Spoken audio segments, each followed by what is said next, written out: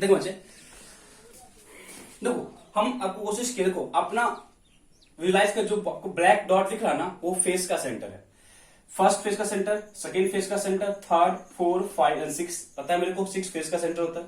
ठीक है, आप देखना बच्चे, और हर फेस के सेंटर को आप मिलाओ तो आपको उस बॉडी का सेंटर मिल जाए। देखना, इस फेस का सेंटर ऐसे, इस फेस का सेंटर ऐसे, एंड इस फेस का सेंटर कैसे हो जाएगा ऐसे, ये आपका इस बॉडी का सेंटर है।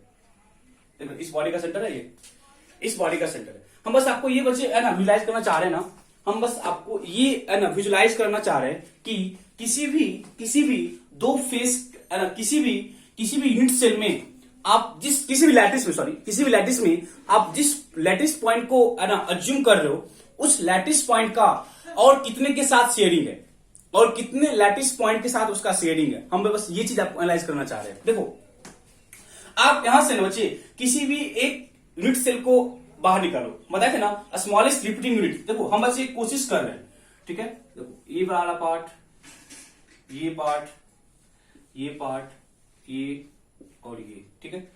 नीचे वाला पार्ट है ये, ठीक है। ये है आपका, ये है, देखना ये वाला पार्ट,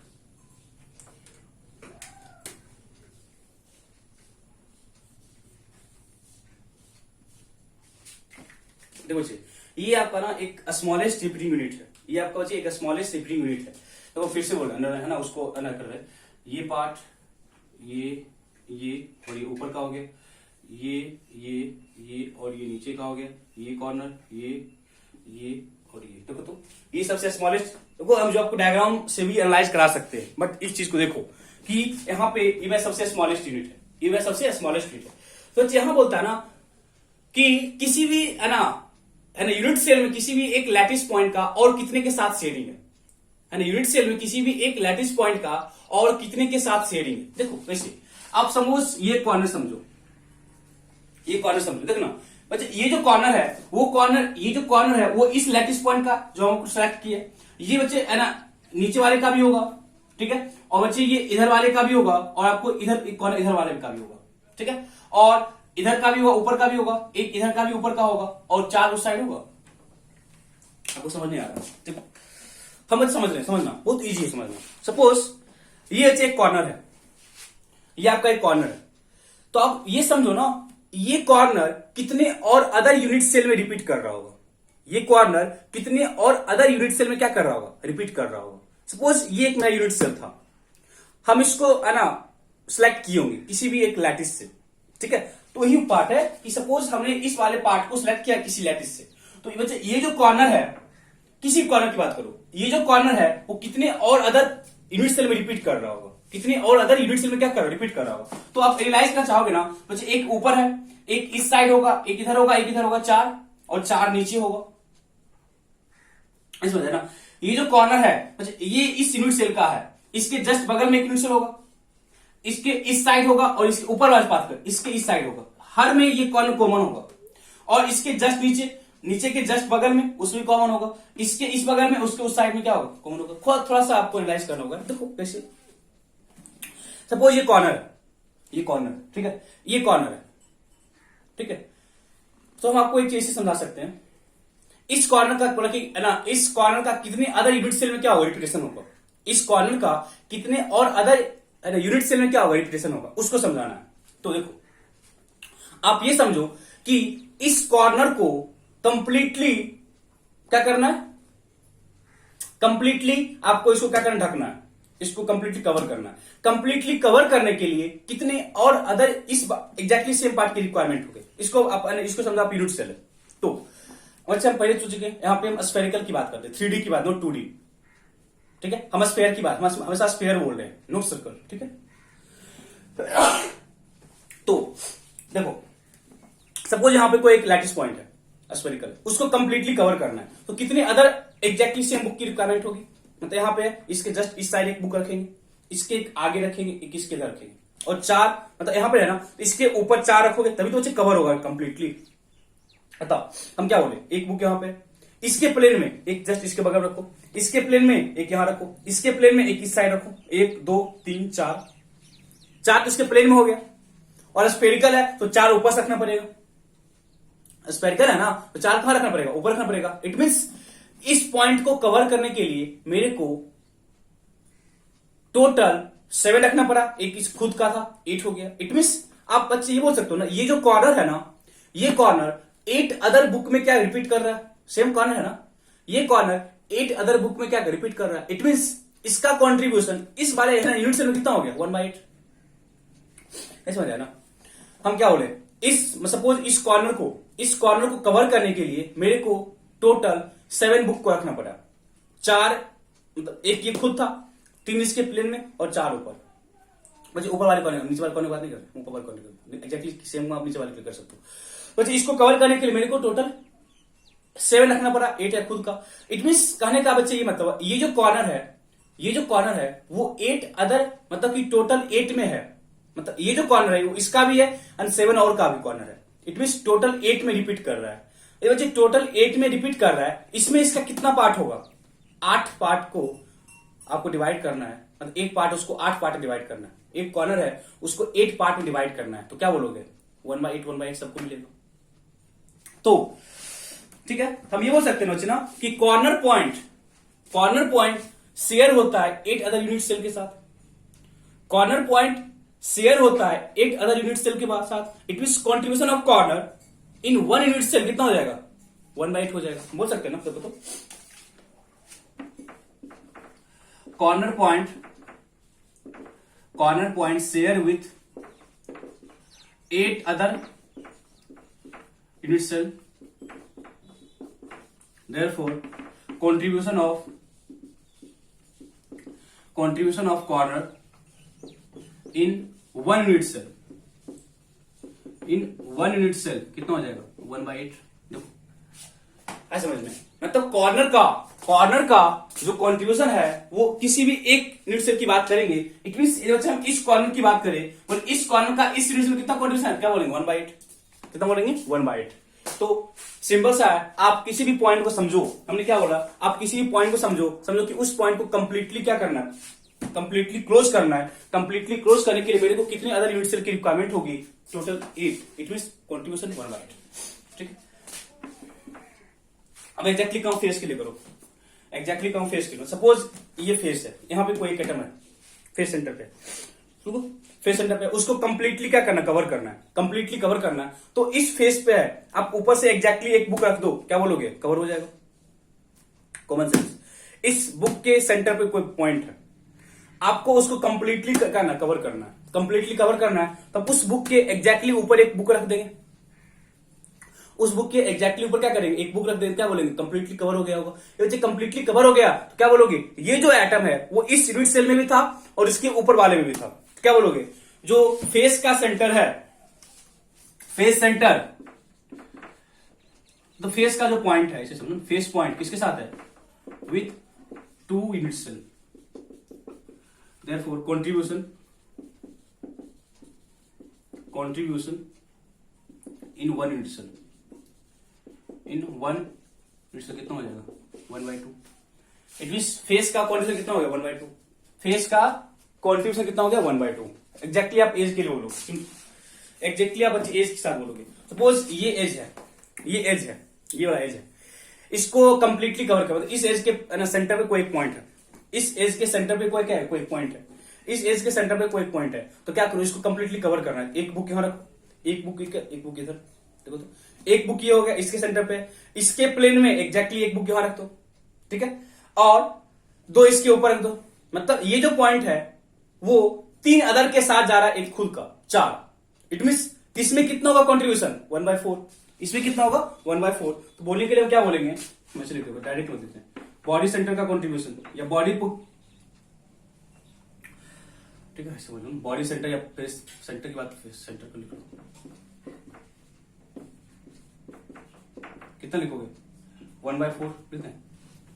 बॉडी सेंटर का कंट्रीब्यूशन इन 1 यूनिट सेल कितना बोलोगे 1/4, ठीक है। एंड अरे यार बॉडी सेंटर क्यों बोल रहे यार, एज सेंटर है ना, एज था ना last one, body centre. Body centre का बच्चे कंट्रीब्यूशन किसी के साथ नहीं होता है। बॉडी सेंटर का कंट्रीब्यूशन किसी के साथ नहीं होता है, समझ रहे हैं? सपोज आप इस रूम के सेंटर में कोई पॉइंट है, बच्चे रूम के सेंटर में पॉइंट है, तो वो किसी और के साथ थोड़ी शेयर करेगा, वो खुद का मतलब उस रूम के अंदर ही है ना, उसका किसी अदर मतलब इस सपोज आप जिस रूम में हो उस रूम के सेंटर में कोई पॉइंट है, आपके उसके जस्ट बगल में कोई रूम है, उस रूम के सेंटर में कोई पॉइंट है, तो कभी बोल सकते हो कि इस रूम के सेंटर का पॉइंट उस रूम के सेंटर के पॉइंट के साथ कोई शेयरिंग करेगा? कभी नहीं करेगा। इट मीन बॉडी के सेंटर में जो पॉइंट है उसका कंट्रीब्यूशन हमेशा मतलब वो किसी के साथ शेयरिंग नहीं करता है। यदि बॉडी के सेंटर का पॉइंट किसी के साथ शेयरिंग नहीं करेगा तो क्या बोलोगे? उसका क्या बोला, मतलब उसका जो है ना कंट्रीब्यूशन है दैट यूनिट सेल कितना होगा? 1 होगा। मतलब एग्जैक्टली एक एटम वहां पे लाई कर रहा है, एग्जैक्टली एक एटम क्या कर रहा है वहां पे लाई कर रहा है। तो ये आपका बच्चे कंट्रीब्यूशन हो गया कि कॉर्नर का कंट्रीब्यूशन 1/8 होता है, फेस का कंट्रीब्यूशन 1/2 होता है, एज का कंट्रीब्यूशन 1/4 होता है एंड बॉडी का कंट्रीब्यूशन 1 होता है। इस चीज का बच्चे मतलब ये है कि हमने एक है ना यूनिट सेल को है ना स्टडी करना है, तो हमने क्या बोला? Smallest repeating unit is called unit cell. तो बच्चे स्मॉलेस्ट रिपीटिंग यूनिट में सपोज कोई एटम है, तो उस ऐसा नहीं कि वो एटम सिर्फ उसी यूनिट सेल का है, ऐसा नहीं है कि वो जो एटम है वो सिर्फ उसी यूनिट सेल का है, वो एटम और बहुतों के साथ शेयरिंग करता है, बहुतों के साथ शेयरिंग करता है, तो एग्जैक्टली उस यूनिट सेल में उसका कितना कॉन्ट्रीब्यूशन है, एग्जैक्टली उस वाले यूनिट सेल में उसका कितना कॉन्ट्रीब्यूशन है, इसके लिए मेरे को स्टडी करना पड़ता है कि सेल। तो कॉर्नर पे यदि कोई पॉइंट होगा, तो कॉर्नर पे कोई पॉइंट होगा तो उस कॉर्नर के पॉइंट का उस यूनिट सेल में 1/8 कॉन्ट्रीब्यूशन है, फेस के सेंटर के एटम का उस यूनिट सेल में हाफ कॉन्ट्रीब्यूशन है, एज के सेंटर का पॉइंट है उसका कॉन्ट्रीब्यूशन 1/4 है, बॉडी के सेंटर में कोई पॉइंट है तो उसका किसी अदर के साथ शेयरिंग नहीं होता है, तो इट मीन बॉडी के सेंटर में कोई पॉइंट होगा तो एग्जैक्टली उसी लैटिस स्केल होगा, दैट इज उसका जो कॉन्ट्रीब्यूशन है वो 1 होगा, उसका जो कॉन्ट्रीब्यूशन है वो 1 होगा। तो यहां तक डाउट हो गया? यहां तक किसी पॉइंट को समझने में कोई डाउट है? यहां तक किसी पॉइंट को समझने में कोई डाउट है? नहीं ना? ओके,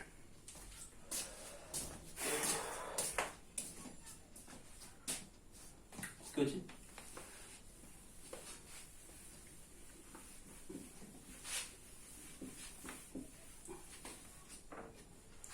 तो next element of symmetry, element of symmetry.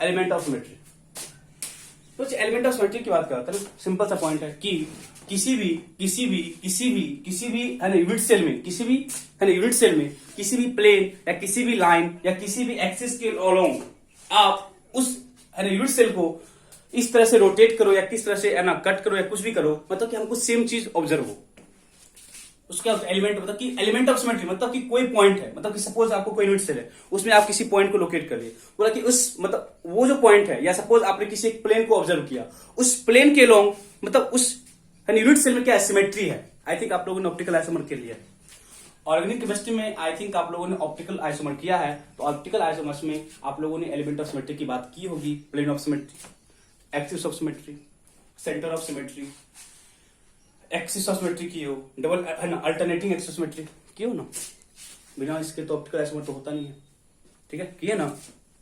तो एग्जैक्टली सेम पॉइंट है, उसी चीज को आप एनालाइज करना कि एलिमेंट ऑफ सिमेट्री मतलब मेरे पास 3 different types of element of symmetry है, ठीक है। एक है प्लेन ऑफ सिमेट्री,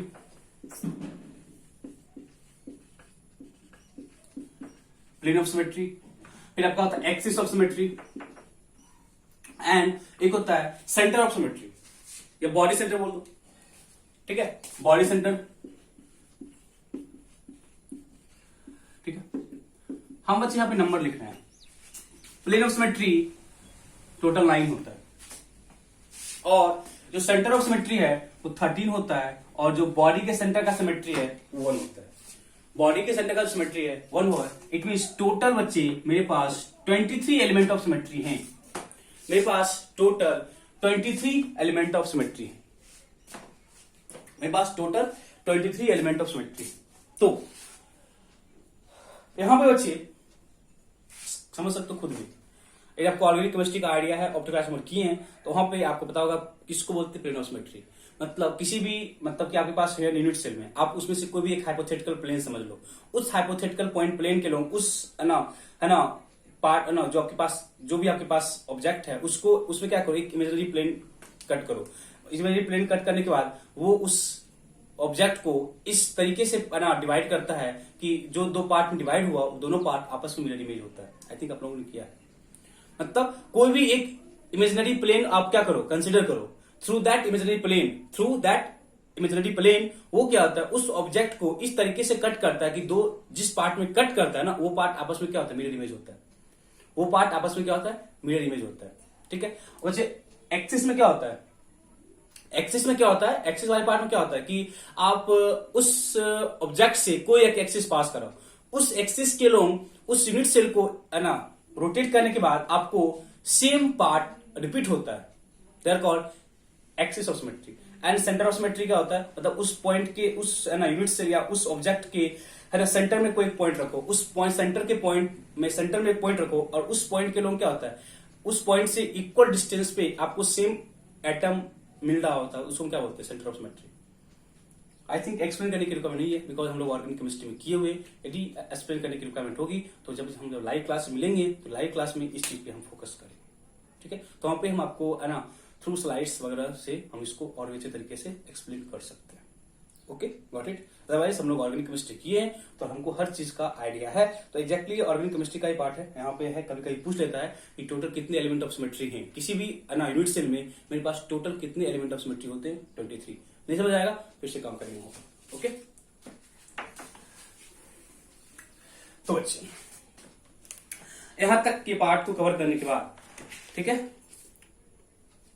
हम लोगों ने यूनिट सेल में बहुत सारे पॉइंट्स को स्टडी कर लिया है। यूनिट सेल में बहुत सारे पॉइंट्स को हम लोगों ने स्टडी कर चुके हैं। ठीक है।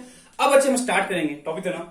कुछ पार्ट्स है, इसके एक दो पार्ट है, इसके बाद हम फिर से पार्ट पे आ जाते हैं। मेन पार्ट जो इसके है ना एक्चुअल पार्ट है, एक लिखना कोऑर्डिनेशन नंबर।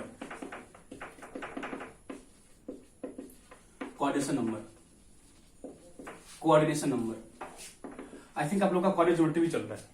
कोऑर्डिनेट ज्योमेट्री में आप लोग पता होगा कोऑर्डिनेशन नंबर किसको बोलते हैं, उससे कम तो सिंपली लिखना बच्चे, लिखना it is the total number of nearest neighbour, NEIGHBUR, it is the total number of nearest neighbor present, it is the total number of nearest neighbor present, it is the total number of nearest neighbor present for a particular atom, it is the total number of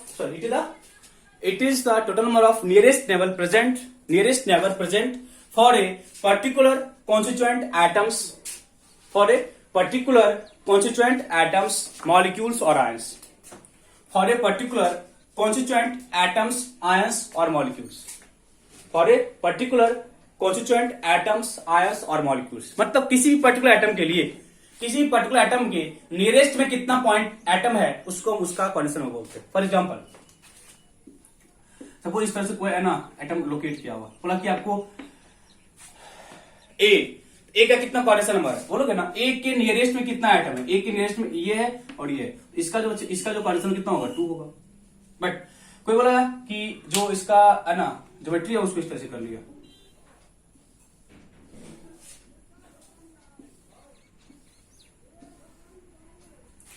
ठीक है, ऐसे ठीक है। बोला कि बताओ अब है ना, अब इस एटम ए की कितना कोऑर्डिनेशन नंबर है, अब सपोज यहाँ पे ए एटम है, इसका कितना कोऑर्डिनेशन नंबर है, इसका नियरेस्ट में कितना, मतलब इसके नियरेस्ट नेबर की बात करो, इसके नियरेस्ट में टोटल नंबर ऑफ कितने हैं, मतलब किसी भी पर्टिकुलर एटम की बात करना है, किसी भी पर्टिकुलर एटम के नियरेस्ट में कितने नेबर एटम है उसको हम उस पर्टिकुलर एटम का बोलते हैं कोऑर्डिनेशन नंबर। तो 1 2 3 4 दैट इज कोऑर्डिनेशन नंबर कितना होगा, 4 हो गया। इट मींस आप ये देख लो ना कि उस अरेंजमेंट को चेंज करने के बाद, मतलब जो एटम्स है ना उसके अरेंजमेंट को चेंज करने के बाद जो मेरे को लैटिस पॉइंट है, सॉरी जो मेरे को कोऑर्डिनेशन नंबर है वो चेंज कर रहा है, जो मेरा कोऑर्डिनेशन नंबर है वो क्या हो रहा है, चेंज कर रहा है। नोट करो।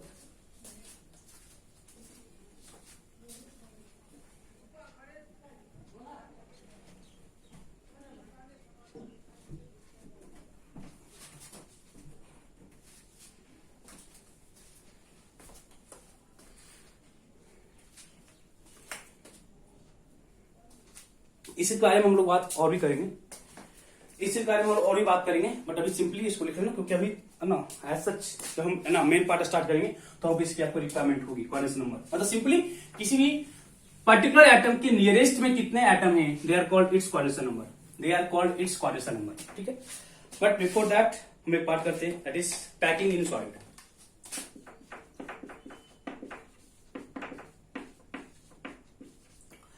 Packing in solid, packing in solid.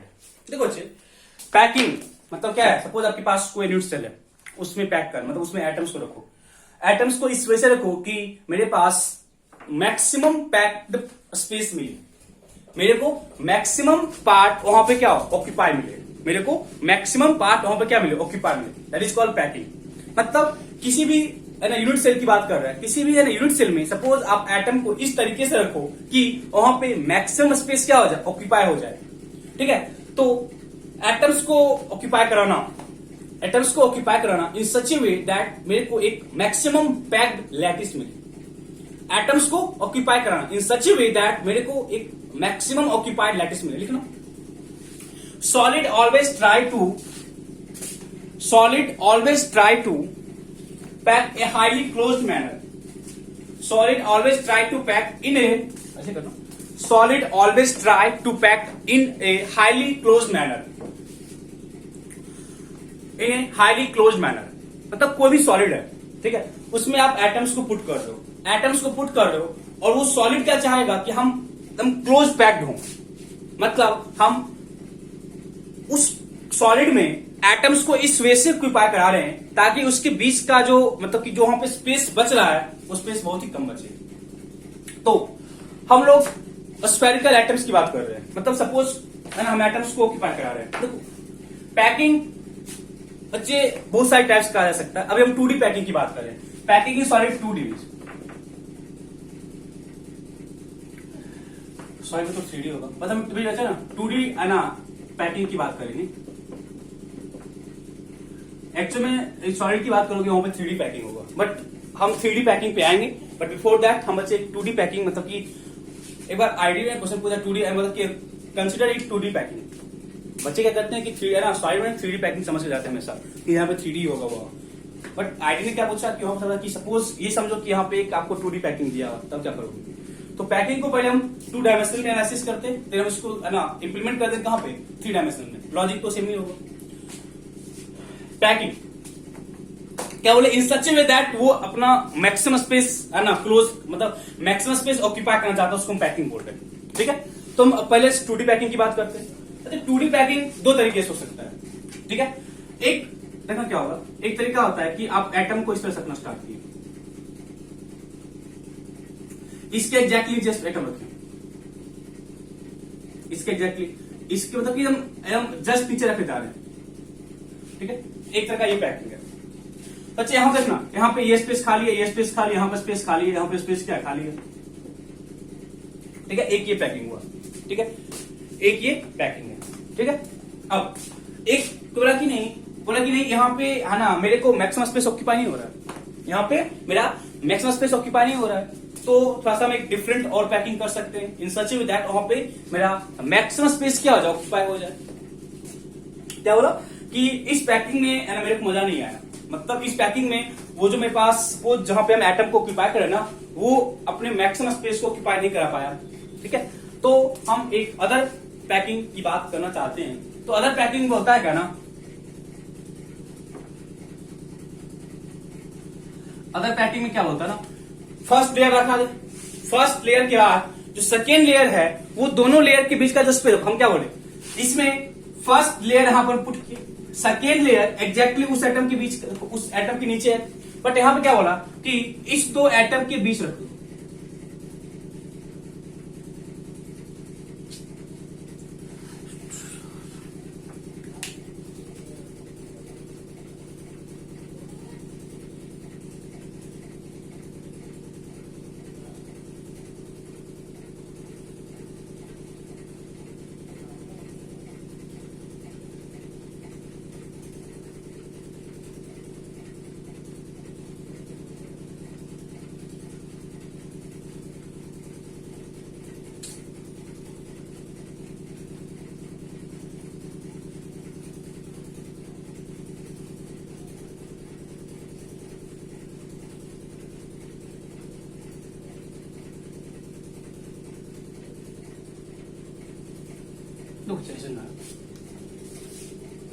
देखो हमें बोला ना ये फर्स्ट लेयर था, ये फर्स्ट लेयर था, और जो सेकंड लेयर था ना, सेकंड लेयर क्या किया हमने ना, सेकंड लेयर इस दो के बीच का जो स्पेस था ना वहां पे पुट कर दिए। देखो यहाँ पे क्या था, फर्स्ट लेयर के जस्ट नीचे लेयर रखे, फिर उसके नीचे लेयर रखे, तो यहाँ पे क्या बोले, फर्स्ट लेयर के ना बीच का जो जगह था उसमें मैं एक एटम को रख दिया, फिर उसके बीच उसके बीच उसके बीच में, ठीक है ना। फिर क्या किया, फर्स्ट लेयर को हम रिपीट किए, फर्स्ट लेयर के एग्जैक्टली नीचे पॉइंट रखे, फिर आगे क्या होगा, फिर इसके बीच में रखोगे, फिर इसके बीच रखोगे, फिर इसके बीच में, फिर इसके बीच में रखोगे, ठीक है, फिर इसके बीच रखेंगे। तो इस तरह के पैकिंग को हम कैसे समझते हैं, मतलब यहां पे जो आपने पैकिंग किया ये ज्यादा अच्छा पैकिंग है या ये अच्छा पैकिंग है। अच्छा बोलने का मतलब क्या है कि ज्यादा स्पेस कहां पे ऑक्यूपाई हो रहा है, ये अच्छा पैकिंग है, ये अच्छा पैकिंग है। इन चीजों को समझने के लिए बच्चे मेरे को निकालना पड़ेगा पैकिंग फ्रैक्शन, मतलब इसमें और इसमें ज्यादा अच्छा पैकिंग कौन सा है, इसको समझने के लिए मेरे को पैकिंग फ्रैक्शन को एनालाइज करना पड़ेगा। बट बिफोर दैट हमको बच्चे हम थोड़ा सा चीज समझते हैं कि इसका नाम क्या है, इस पैकिंग को हम कैसे है ना किस नाम से जानते हैं, ठीक है, किस नाम से जानते हैं। इसके लिए बच्चे मेरे को क्या होगा, समझो आप ना इस पैकिंग को जब एनालाइज कर रहे हो ना, आप ये सोचो कि इस पैकिंग में हम किस स्मॉलेस्ट पार्ट को चूज करें जो यहां पे एक्ट करेगा as a unit cell, smallest repeating part, smallest repeating part जो एक्ट करेगा एज ए यूनिट सेल। तो जो स्मॉलेस्ट रिपीटिंग पार्ट होगा बच्चे, देखो तो इस पार्ट को रिपीट कर लिए, देखो इस पार्ट बच्चे चूज किए, जब इस पार्ट को चूज किए और इसी पार्ट को बच्चे मैं रिपीट करते रहे, मेरे को ऐसा इस तरह का रेडियस मिलेगा ना। सबसे स्मॉलेस्ट मतलब मैक्सिमम, मतलब कि है ना मैक्सिमम एटम को कंटेन करते हुए आप किस पार्ट को सिलेक्ट कर रहे हो कि वहां पे मेरे को वो पार्ट रिपीटिंग यूनिट हो। तो बच्चे इसको बोलते हैं स्क्वायर पैकिंग।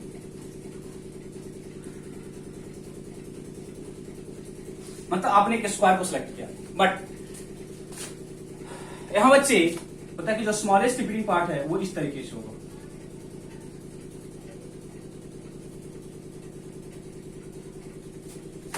इसको बोलते हैं हेक्सागोनल पैकिंग।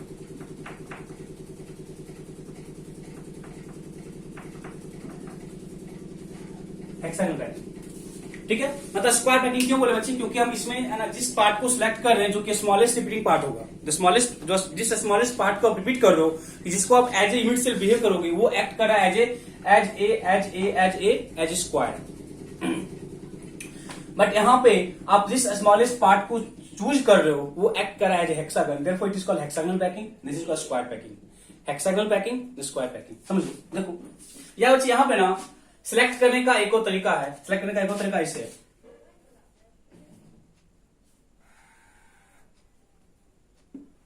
ये भी एक स्क्वायर है, ये क्या स्क्वायर है, तो इसको हम स्क्वायर पैकिंग, इसको हम क्या हेक्सागोनल पैकिंग बोलते हैं। अब हम ये देखेंगे ना कि इसमें और इसमें हम क्या बोले कि कोई भी सॉलिड क्या चाहेगा, अपने आप को हाईली क्लोज रखना। ये हाईली क्लोज रखना चाहता है तो इनमें और इनमें कौन सा पैकिंग इफेक्टिव पैकिंग है, मतलब कि क्या कहां पे, मतलब इन दोनों में से किस पैकिंग में वो जो लैटिस है वो अपने मैक्सिमम स्पेस को ऑक्यूपाई कराए हुए है, वो जो लैटिस है वो अपने मैक्सिमम स्पेस को ऑक्यूपाई कराए हुए है, उसको हम क्या बोलते हैं, पैकिंग फ्रैक्शन। पहले इसको लिखो। तो यहाँ पे हमने क्या किया, जो स्मॉलेस्ट पार्ट जिसको कि आप सिलेक्ट कर लो, चाहिए ना कि इस तरह की पार्ट है ना, इस पार्ट इसको जो हम पार्ट यहां सिलेक्ट किए, यदि उस पार्ट को आप रिपीट करते रहो ना तो आपको इसी तरह का आपको है ना पैकिंग मिलेगा। इस पार्ट को सिलेक्ट किए, इस पार्ट को यदि आप रिपीट करते रहो तो यहाँ की फिर यहाँ है ना एग्जैक्टली सेम पार्ट है, यहाँ पे जाएगा, नीचे जाएगा, इधर जाएगा, मतलब एग्जैक्टली सेम पार्ट आपको मिलता रहेगा। वैसा क्या है, ये जिस पार्ट को मैंने सिलेक्ट किया है वो ऐसा पार्ट है जिसको कि हर डायरेक्शन में रिपीट करने पे मेरे को इस तरह का लैटिस मिलेगा, ठीक है। Therefore this is called unit cell, बोलते हैं ना, इसी बोलते यूनिट सेल ना, square packing and hexagonal packing, ठीक है। ओके, अब हम एनालाइज करते हैं पैकिंग फ्रैक्शन की। देखो तो जो स्मॉलेस्ट पार्ट है उसको निकालो, हम इसको निकाल ले, देखो स्मॉलेस्ट पार्ट को निकाल लिए, इसमें क्या बचे, देखो एटम को इस तरह से देखो, तो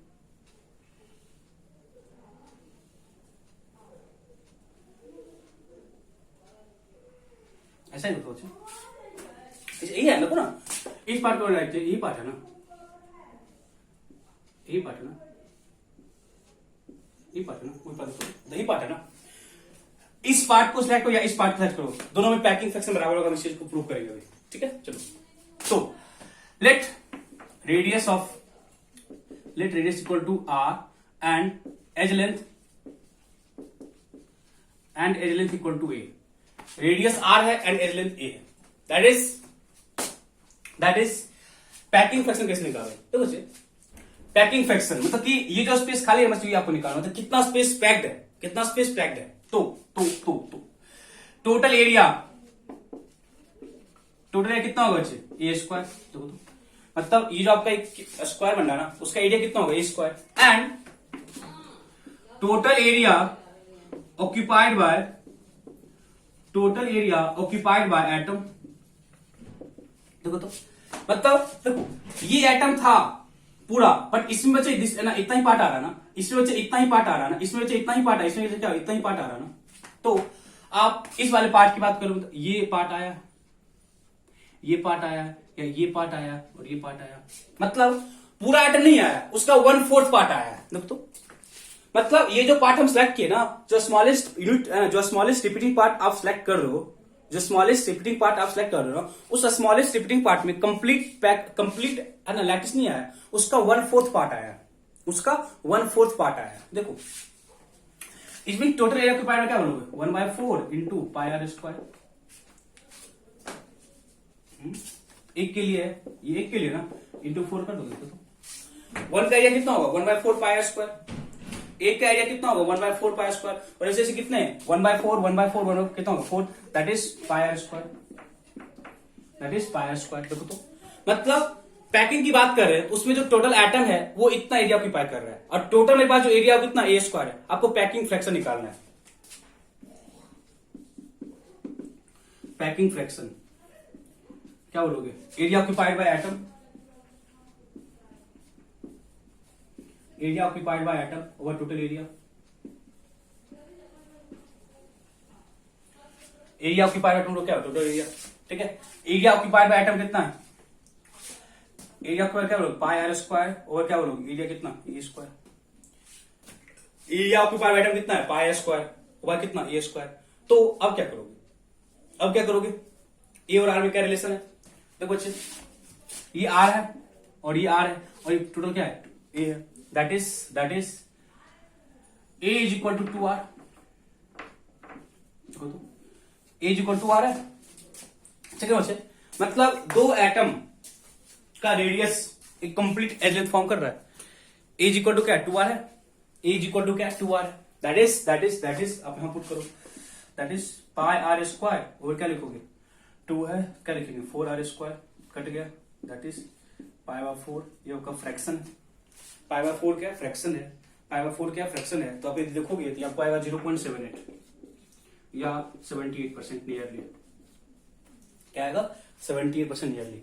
इट मीन्स यदि आपने हेक्सागोनल पैकिंग किया तो उसमें जो पैकिंग फ्रैक्शन तक इतना स्पेस क्या होगा? पैक्ड होगा। इतना स्पेस क्या होगा? पैक्ड होगा। बोलेगा कितना स्पेस खाली है? तो 100 - 78 दैट इज 22% पार्ट क्या होगा? खाली होगा। दैट इज 22% पार्ट क्या होगा? खाली होगा। नियरली की बात कर रहे हैं, 78। अच्छा समझ में? मतलब बच्चे मेरे को ये सवाल कि आपने एक 2D पैकिंग किया, उस पैकिंग में कितना स्पेस ऑक्यूपाइड हुआ, तो हमको पैकिंग फ्रैक्शन निकालना था। तो बच्चे है ना वही बोलोगे ना कि सपोज इसने इस पार्ट को हमने क्या किया? रिमूव किया। जो स्मॉलेस्ट रिपीटिंग पार्ट है उसको क्या किया? रिमूव किया, और उसको मैंने एनालाइज किया। तो उसमें हर एटम का 1/4 पार्ट आ रहा है और कंप्लीट का एक स्क्वायर है। तो पैकिंग फ्रैक्शन कितना होगा वो हमने कैलकुलेट किया। तो 78 पॉइंट समथिंग है। इतना पार्ट क्या होगा? उतना पार्ट क्या होगा आपका? एग्जैक्टली जाओगे तो है ना आपको आएगा 78.5। 78.5% क्या होगा? ऑक्यूपाइड होगा। ठीक है, ओके,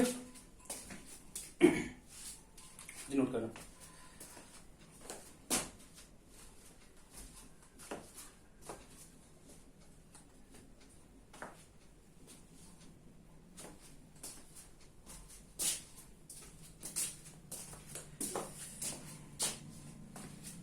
ठीक है, अब अच्छा देखना, हमने बोला था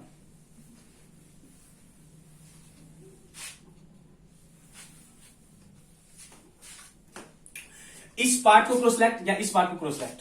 हमने बोला पैकिंग फ्रैक्शन बराबर होगा, या सेम चीज है, मतलब दोनों आपका एक्ट कर रहा है यूनिट सेल। तो आप कैसे प्रूव करोगे कि दोनों में है ना पैकिंग फ्रैक्शन बराबर होगा? कोई दिक्कत नहीं, आप बाहर निकालो, इसको बाहर निकालो, इसको चाहिए बाहर निकाले, जैसे बनेगा देखो तो।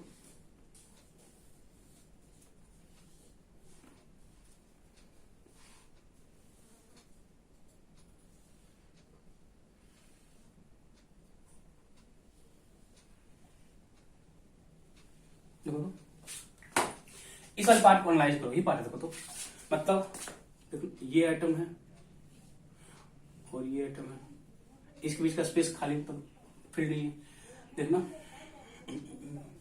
ये वाला आइटम है और ये वाला आइटम है और ये पूरा का पूरा आइटम है, ये तो पार्ट है, ठीक है। ये जब इसका पैकिंग फ्रैक्शन निकालिए और वो एग्जैक्टली सेम आया प्रीवियस वन के जैसा, तो हम क्या बोलेंगे, ये पार्ट सिलेक्ट करो या बच्चे वो पार्ट सिलेक्ट करो, बात बराबर ही होता है।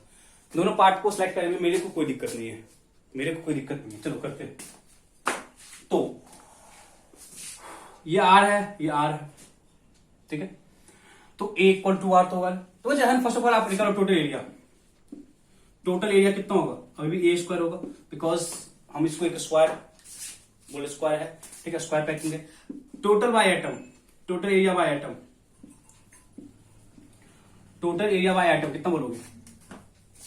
टोटल एरिया बाय एटम कितना बोलोगे? देखो तो बच्चे यहाँ पे ये 1/4 था, ठीक है, तो क्या लिखोगे? 1/4 इंटू है ना 4 पाई स्क्वायर, देखो बोलो तो कुछ ये बोलोगे ना, ठीक है, मतलब ऐसे समझो ना यार, ये एक का है कितना है 4 है, प्लस एक पूरा का पूरा है, देखो तो एक पूरा का पूरा भी है ना, मतलब एक जो है एक एटम कैसे आ रहा है, पूरा का पूरा आ रहा है ना, एक एटम कैसा आ रहा है, पूरा का पूरा आ रहा है, तो उसका कितना बोलोगे? पाई स्क्वायर बोलोगे, वही बोलोगे ना बच्चे, प्लस पाई स्क्वायर बोलोगे, that is 2 pi square. Check करना, इतना एरिया आएगा ना, एरिया ऑक्यूपाइड बाय एटम इतना ही आएगा ना,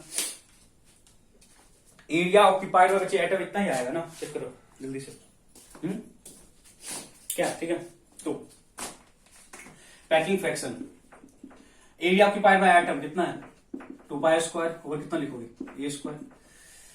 तो बच्चे ए और आर का रिलेशन मेरे को यहाँ फाइंड करना है, मेरे को यहाँ पे ए और आर का रिलेशन फाइंड करना है। तो इन प्रीवियस वन मेरे पास क्या था? ए इक्वल टू 2r था, ए इक्वल टू क्या था? 2r। बट यहाँ पे क्या बोलोगे? ये पार्ट देखो तो ये क्या है? आर, ये 2r है, ये क्या आर है?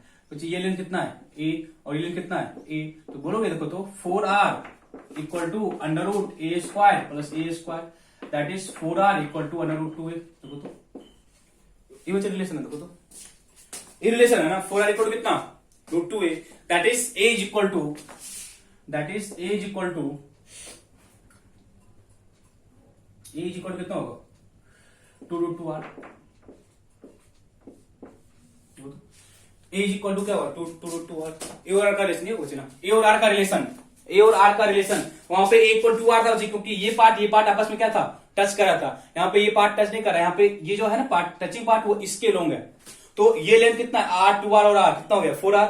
और बच्चे ये लेंथ है ना, इन सेंस ऑफ लेंथ, देखो ये लेंथ जो है ना, ये length in terms of radius कितना है? r 2r और r 4r। बट यही length in terms of edge length कितना होगा? ये लेंथ एज है और क्या ए है, तो इसके लोग क्या होगा? अभी जस्ट किए थे हम, डायगोनल है ना, कितना होगा? रूट 2 है। इट मींस एकदम इस लेंथ की बात करें इन टर्म्स ऑफ रेडियस ये 4r है, but exactly same length in terms of edge length कितना हो गया? रूट 2 हो गया। तो मेरे को ए और आर का रिलेशन निकल गया। तो आप बच्चे यहाँ पे पुट करो value, 2 pi r square over a कितना है? 2 रूट 2 का आर का स्क्वायर कितना बचेगा? 2 पाई ओवर कितना? आर स्क्वायर कट जाएगा ना, कितना होगा? 2 4 2 8, दैट इज पाई बाय 4। तो एग्जैक्टली सेम था ना, वहां भी क्या था? पाई बाय 4 ही था ना, वहां भी क्या था? पाई बाय 4 था। तो अभी भी क्या होगा? आपको 78.5% पार्ट ही ऑक्यूपाई होगा, आपको क्या होगा? 78.5% पार्ट भी ऑक्यूपाई होगा। तो ये इसका पैकिंग फ्रैक्शन है। और वैसे ये जो स्ट्रक्चर है ये आईटी में आया था, आई थिंक 14 या 16 में आया था, एग्जैक्टली सेम स्ट्रक्चर। और बच्चे इसको आपको ये समझना पड़ेगा कि हमने बोला था कि consider the structure in 2 dimensional, and 2 dimensional समझ के मेरे को पैकिंग फ्रैक्शन निकाला था। तो कुछ नहीं है, पैकिंग फ्रैक्शन क्या है कि कितना आप, अभी हम 2D की बात करें इसलिए हम एरिया लिख रहे हैं, जब बच्चे हम 3D में आए हैं तो हम वॉल्यूम लिखेंगे। जब बच्चे हम 3D में आएंगे तो हम क्या लिखेंगे, वॉल्यूम लिखेंगे। अभी हम 2D की बात कर रहे हैं। 2D में आप किसी उस वाले पार्ट को सिलेक्ट करो सच दैट वो पार्ट स्मॉलेस्ट रिपीटिंग पार्ट हो, देन उस पार्ट को हम एनालाइज किए, हम पैकिंग फ्रैक्शन निकाले। पैकिंग फ्रैक्शन जब बच्चे हमने कैलकुलेट किया तो हमने क्या बोला कि हम दो तरीके से इसमें हम है ना यूनिट सेल को है ना अज्यूम कर सकते थे। वो जो दो डिफरेंट वे है जिसके थ्रू आपने है ना यूनिट सेल को ऑब्जर्व करना सीखा, वो that part is called unit cell. And उसको एनालाइज किया तो दो डिफरेंट वे से एनालाइज करने के बाद मेरे को पैकिंग फ्रैक्शन एग्जैक्टली सेम आ रहा है। पैकिंग फ्रैक्शन क्या हो रहा है, एग्जैक्टली सेम आ रहा है। ओके, तो मेरे पास ये एक मेथड है, मेरे पास क्या एक ये मेथड है, ठीक है। तो दूसरे मेथड के लिए जाएंगे, ठीक है, दूसरे मेथड के लिए जाएंगे। मतलब जो दूसरा वे था, मतलब पैकिंग करने का क्या था, एक डिफरेंट वे भी था ना, पैकिंग करने का मेरे पास एक डिफरेंट वे भी था, and that different way is hexagonal packing. उसमें बात करते हैं, फिर देखेंगे कि 2D पैकिंग में हेक्सागोनल या स्क्वायर पैकिंग। देखो जो स्क्वायर पैकिंग है ना उसको हम 3D में भी करेंगे। दैट इज अभी आपका एक लेयर यहां रखा हुआ, इसके ऊपर एक लेयर रख दो, एक नीचे लेयर रखो। ये भी तो 2D में है ना, 3D में क्या होगा, हम बस अभी इस प्लेन एटम को पुट करना स्टार्ट किए। अब यदि इस प्लेन के ऊपर या इस प्लेन के नीचे एग्जैक्टली सेम वैसे हम एटम को रखेंगे तो क्या होगा, 3D पैकिंग होगा। और एग्जैक्ट में जो हम लोग पढ़ते हैं ना सॉलिड बच्चे, वहां पे 3D पैकिंग ही होता है। वहां पे क्या होता है, 3D पैकिंग ही होता है, ठीक है। ओके, 2D पैकिंग में अब मेरे पास है एक हेक्सागोनल पैकिंग।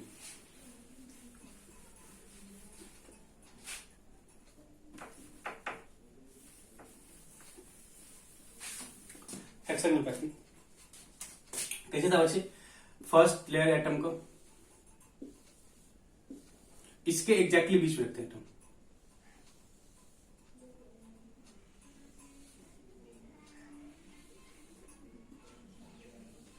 ठीक है।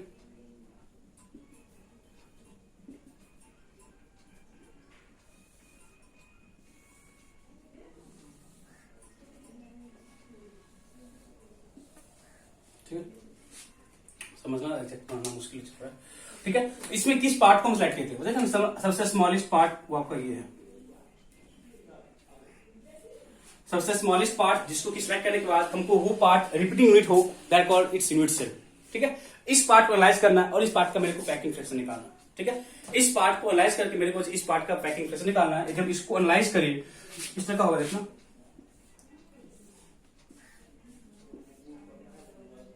ऐसा ही देखो, ठीक है। अब देखो अच्छी,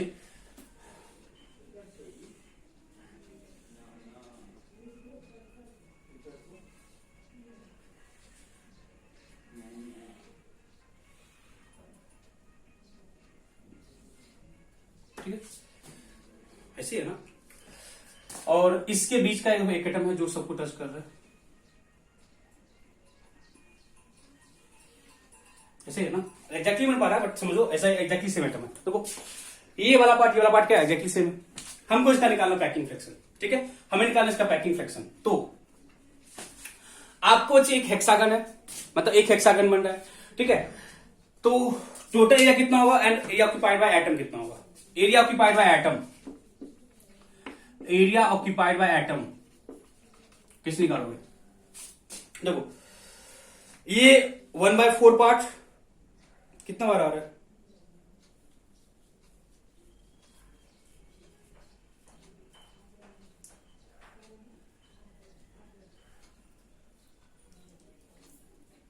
तो बच्चे ये पार्ट बोलोगे ना, ये पार्ट बोलोगे ना, ये पार्ट कितना बार आ रहा है, कितना बार देखो तो ये कितना पार्ट है, वहां पे 1/4 बोलते ना, मुझे पता किसी भी है ना, ये कितना है 120 है। एंड आप लोगों ने आई थिंक मैथ में किया होगा, किसी भी एक है ना, किसी एक है ना, सपोज ये पता है एक उसमें एक दिस मच पार्ट है, उस पार्ट का एरिया कैसे निकालते हो पता है, θ/360 आई थिंक ऐसे करते हो, 360 into पाई स्क्वायर, ये करते ना, θ/360 into पाई स्क्वायर। पीछे क्या था मेरे पास, थीटा कितना था 90 डिग्री था, एम थीटा कितना है 120। तो बच्चे ये जो पार्ट है ये आपका 1/3 देखो तो क्या बोलोगे, एरिया ऑक्यूपाइड बाय एटम कितना होगा 6 into 1/3 पाई स्क्वायर, चेक करो 6 into 1/3 पाई स्क्वायर बोलोगे। एंड एक बीच में कंप्लीट एटम कितना होगा पाई स्क्वायर, कितना हो जाएगा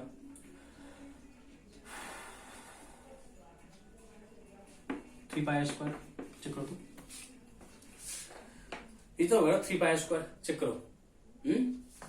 तो चैन इस वाले पार्ट का एरिया निकालने के लिए ना, किसी भी एक ना सेगमेंट की बात कर रहा है तो दैट सेगमेंट का कितना होता है, थीटा बाय 360 इंटू क्या करते हैं, पाई स्क्वायर ही करते हो ना, थीटा बाय 360 इंटू कितना करते हैं, पाई स्क्वायर करते हैं, वो यही होता है एरिया, ठीक।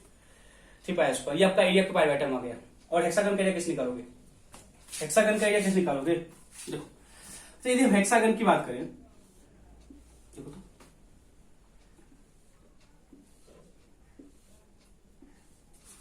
यही पार्ट है ना, यदि आप इस पार्ट को एनालाइज कर लिए, यदि आप इस पार्ट को तो बच्चे, ये जो पार्ट है, ये पार्ट है, ये आपका एक इक्विलेटर ट्रायंगल है, देखो तो r r r r r और आर, तो हर लेंथ बराबर है। अच्छा यदि हर लेंथ बराबर है तो आप बोलोगे ये आपको इक्विलेटर ट्रायंगल होगा। तो ऐसा ऐसा कितना बन रहा है, एक यहां बन रहा है, 2 3 4 5 और 6, देखो तो 6 आपको यहाँ पे इक्विलेटर ट्रायंगल बन रहा है। देखो ऐसे समझो ना, तो यहाँ पे कोई सेंटर पे कोई पॉइंट है, एक यहाँ बन रहा है, एक यहाँ बन रहा है, एक यहाँ बना, एक आपका यहाँ बना, एक यहाँ बना, एक यहाँ बना, देखो तो 1 2 3 4 5 6, मतलब 6 बनना है इक्विलेटर ट्रायंगल ना। और एक मतलब एरिया टोटल एरिया करो ना, टोटल एरिया कितना होगा, एक इक्विलेटर ट्रायंगल का कितना होता है, 3/4 पाई स्क्वायर, कितना होगा 6 इंटू 3/4 रूट 3/4 पाई स्क्वायर, ये होता है ना, पाई स्क्वायर क्यों, 3/a स्क्वायर होगा ना यार। पर एरिया ऑफ इक्विलेटर ट्रायंगल कितना होता है, एरिया ऑफ इक्विलेटर ट्रायंगल कितना होता है, √3/4 पाई, सॉरी √3/4 a स्क्वायर, ये होता है ना, √3/4 a स्क्वायर, ठीक है। कितना हो जाएगा 2 2 2 3 दैट इज 3√3/2 इंटू कितना a स्क्वायर, ये मेरा हो गया area occupied by atom, sorry total area, ये क्या हो गया आपको टोटल एरिया। एंड ये आपको एरिया ऑक्यूपाइड बाय एटम है, तो जो पैकिंग फ्रैक्शन है वो कितना हो जाएगा, एरिया ऑक्यूपाइड बाय एटम कितना है 3 pi square, and area occupied by total area कितना होगा, इंटू 2 करोगे ना। तो अब बच्चे आपको ए और आर का निकालना पड़ेगा रिलेशन, ए और आर का सिंपल सा रिलेशन देखो ना, ये बच्चे आपका आर है और ये भी क्या आपका आर है, that is a is equal to कितना हो जाएगा 2r, A is equal to कितना हो गया 2r हो गया, जरा वैल्यू पुट करो, ठीक है। तो 6 pi r square, 6 pi r square, 6 pi r square और कितना 3√3, 6 पाई आर स्क्वायर और कितना 3√3, 6 पाई आर स्क्वायर और कितना 3√3 इंटू ए स्क्वायर, ठीक है।